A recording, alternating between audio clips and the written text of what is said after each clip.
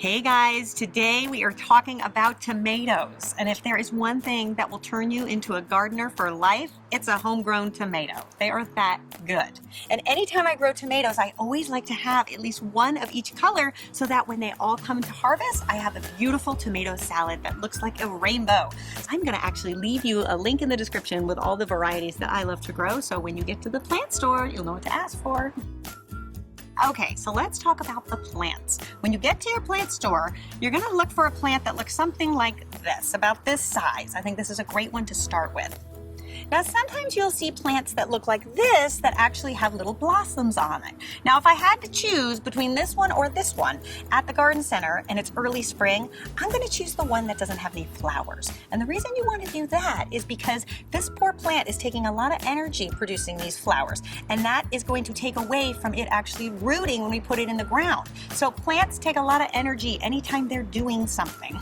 That's a good thing to keep in mind. So if I plant this now, it's going to take all its energy to keep continuing these flowers when I want it to actually root and become a strong plant. So early spring, you have a choice, pick the one without the flower.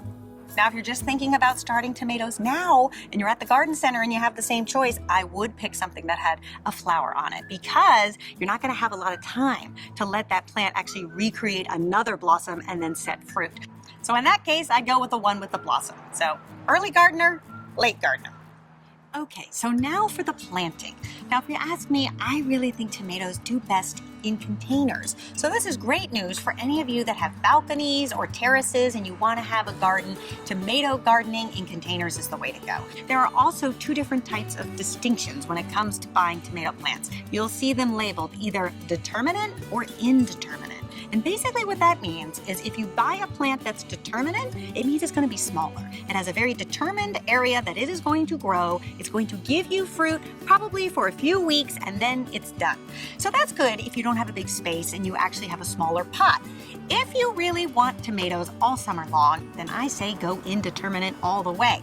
Even though it's going to get big and unruly, that's okay. You can prune it and train it. You're going to get tomatoes all the way through the first frost. So it really is a way to get your money's worth in a way. Because it's June and this is a late plant that's going in, I'm going to take the one with the flowers. What you want to do is you look at your plant and you want to clip off, just with your hand, all of the little branches and stems that are forming just below the blossom. See? So you can see that. See, just like that. See, there's the first blossom, so we've clipped everything to that point.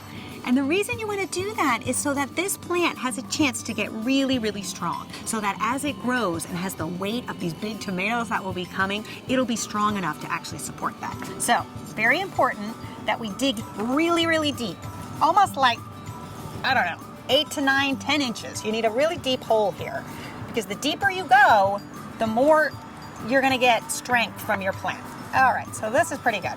Now, oftentimes when you come home from the nursery, your plant is pretty well fertilized, but in this case, because it is flowering and rooting at the same time, I'm going to give it a little bit of food because it's spending a lot of energy here. So I'm just going to take about a handful of organic tomato fertilizer and just spread it in. Okay.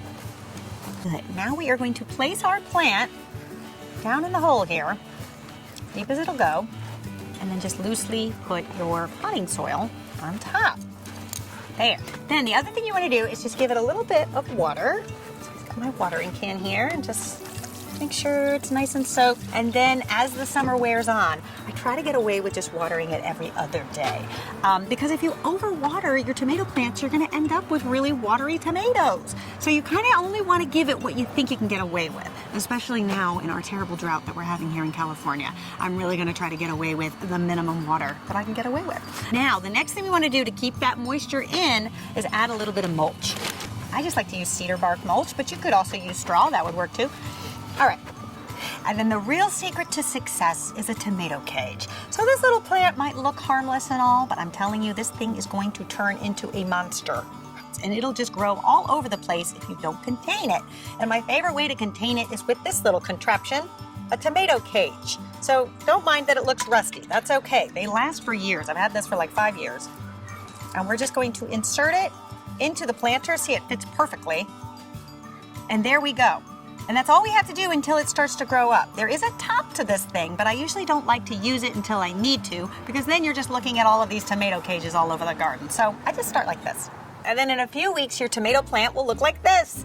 And this is the perfect time to put the top on your tomato cage, because if you don't, you can see it's right at the limit here, this thing is going to take off, and then it'll be so much harder to try to wrestle it on after the fact. So you really need to make sure you place it on when you can.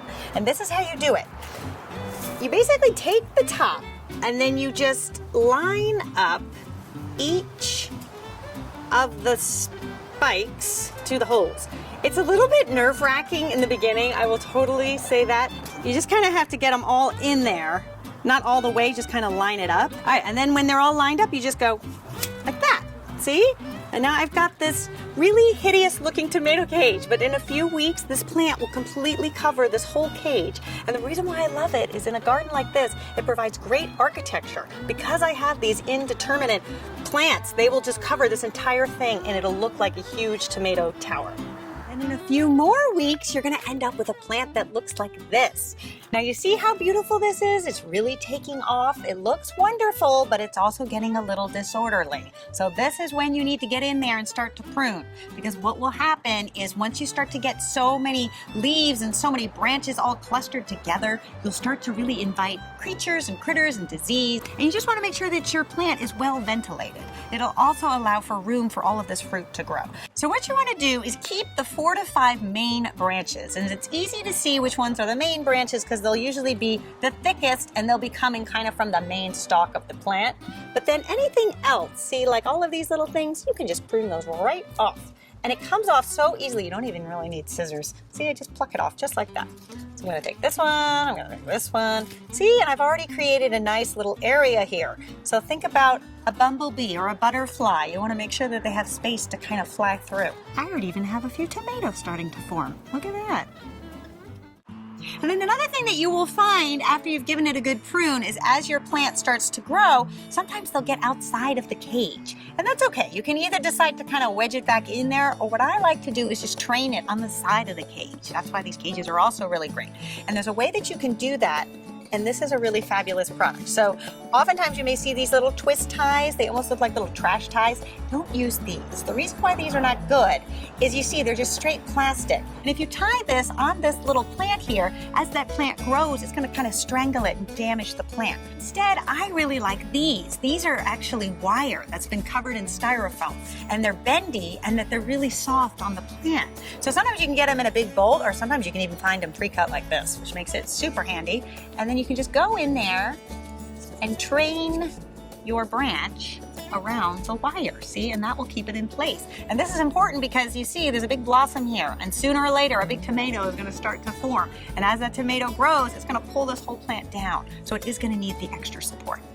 All right, you guys, so there you have it. Just a few basic tips when it comes to growing tomatoes. By no means an exhaustive list. So if you want to know more information about how to grow this fantastic vegetable, in the description is a link to one of my favorite gardening books and all the products that we've used here today. See you back here next time when we're going to tackle basil. Until then, bye. You know I could have been a painter, mixing some color to your lives.